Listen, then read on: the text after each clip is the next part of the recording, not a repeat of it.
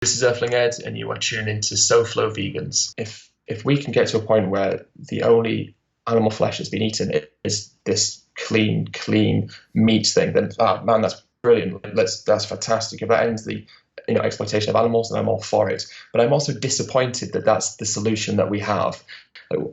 It's not necessary. And the thing is, when we can survive from eating plants, we don't need to be doing these laboratory things. Now, obviously, morally, if there's no animal suffering, then it's a good thing. But the only issue I have is it still normalizes the ideology that consuming animal flesh is natural.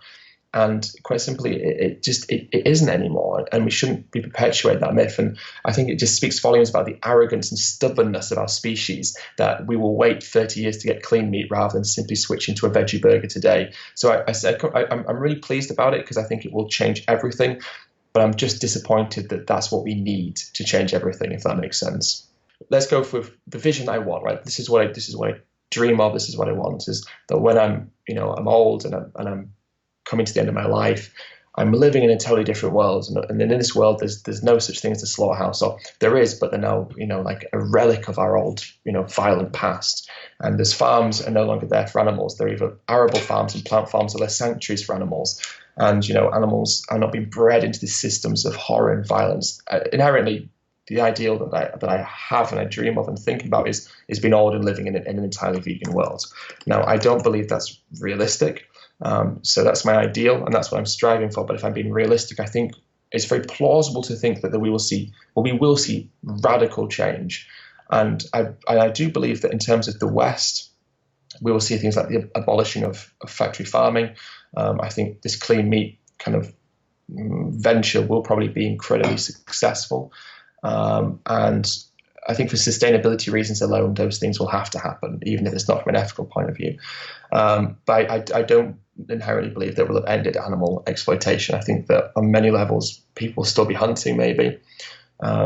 People will still not necessarily have the same mentality that we have towards the way that animals will be treated.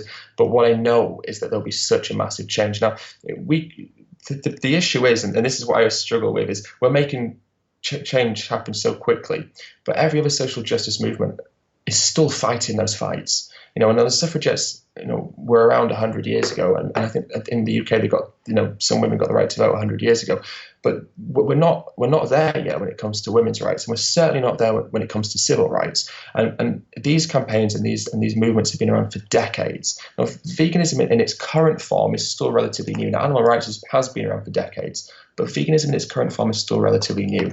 And I think when I look at other social justice movements, I acknowledge the progress they've made, but I ground myself with how much there is still to go.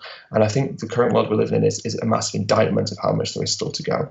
And so for me, I think when I get to the end of my life, there will be massive change, but there'll still be a lot to go. And for me, I see what I do and what other activists are doing now as a way of laying the groundwork for other activists in the future to kind of push on for that vegan world. I mean, look, we have to change because the world can't sustain our current way of life. There's no way around that. We have to make drastic changes. So hopefully that'll happen in time, fingers crossed. But, for me, it's about laying that groundwork and doing everything I can to achieve that world. I'd love to be in a vegan world by the end of my life. And that's what I have in my head, and that's what I dream of. But I'm aware that might not always be as achievable as I sometimes think it are. Sometimes hope it will.